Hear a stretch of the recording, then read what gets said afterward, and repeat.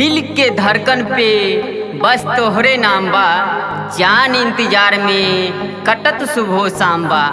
किस्मत में नइखे कैलू बेवफाई, किस्मत में नइखे कैलू बेवफाई। कैल बदलाम त ई दुनिया के काम बा।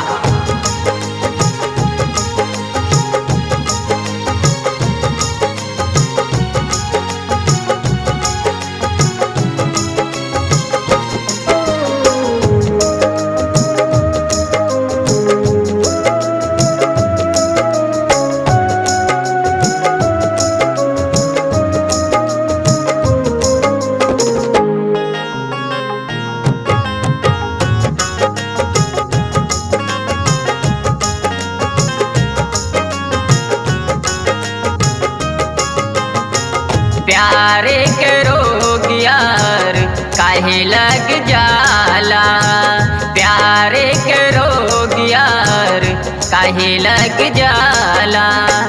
दर्दिया जुदाई के अब ना सहाला, प्यारे के रोग यार काहे लग जाला। प्यारे के रोग यार काहे लग जाला।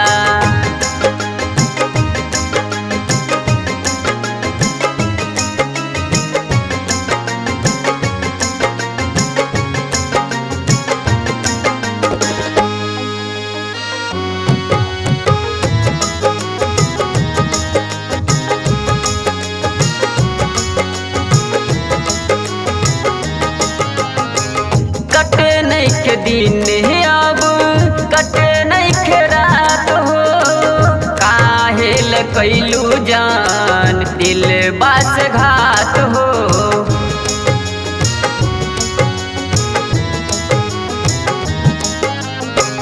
कटे नइखे दिन अब कटे नइखे रात हो, काहे ल कैलू जान दिल बास घात हो।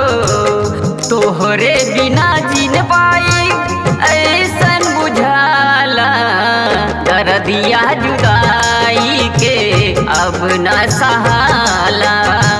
दर्दिया जुदाई के अब न सहाला।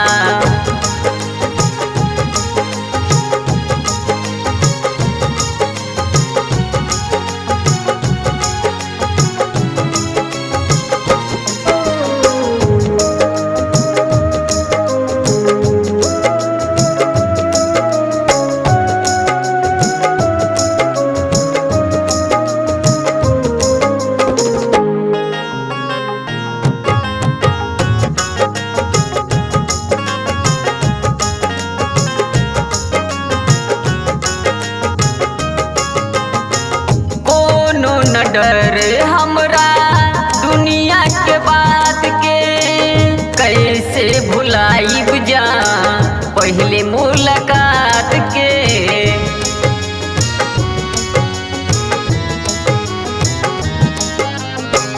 कोनो न डर हमरा दुनिया के बात के, कैसे भुलाइब जा पहले मुलाकात के।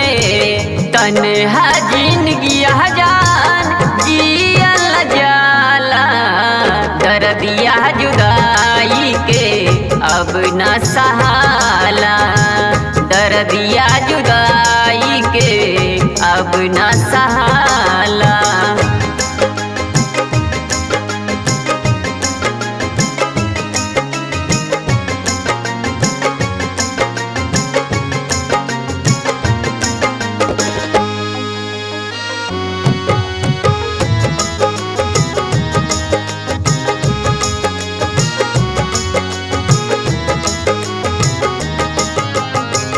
तन्हा जिंदगी जान जियल जाला, दर्दिया जुदाई के अब न सहाला।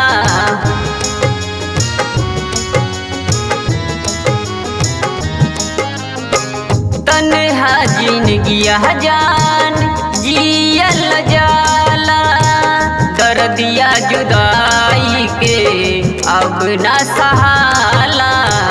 आशीष के